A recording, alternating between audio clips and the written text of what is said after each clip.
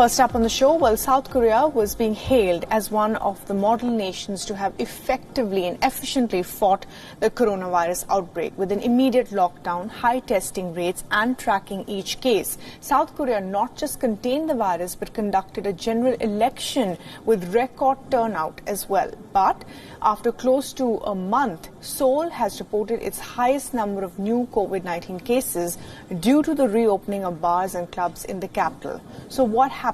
Here's more.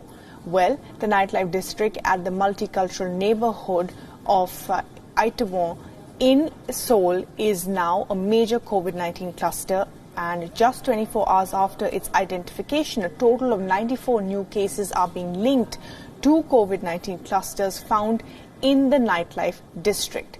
One of the first cases from the cluster was a 29-year-old man who visited a total of 5 clubs and 1 bar on May 2nd. After having developed symptoms, the person was admitted to a hospital on May 6th. Local city authorities have urged everyone to visit the clubs to get tested for the virus soon.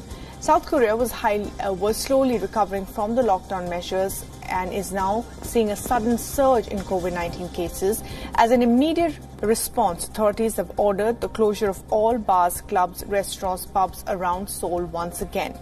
And health officials are also struggling to trace all the people who went to these areas in the past 2 weeks. I was there on the night of May 2nd, around 2 in the morning. I was passing by, there was too many crowd here, and around 70% of them wasn't wearing mask, everyone outside. So I live nearby, so I was passing by, and I took this video on the day of May 2nd. I'm going for the COVID test tonight. Now, in an attempt to reduce the virus's spread, investigators and healthcare workers are combing digital data to trace new coronavirus patients using mobile phone data and other networking tracing applications. The authorities are mapping nightclubs and visitors as well.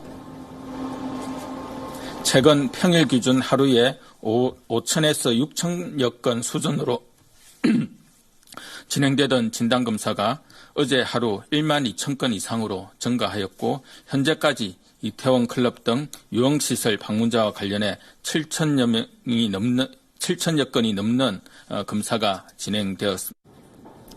The surge in COVID-19 cases comes as most of European countries are planning exit plans for their lockdowns. A total of 35 new cases were reported in the last 24 hours, and health experts have warned about a possible second wave of infections in South Korea. South Korea, which initially gained success amid the pandemic, was being seen as a model to fight the virus. For the past 2 weeks, it's only single-digit increase in new COVID-19 cases, but the total number of infections is well past the 10,000 mark. And earlier today, we spoke to American political analyst Dr. Robert Kelly, who joined us from South Korea. Listen in to what he said.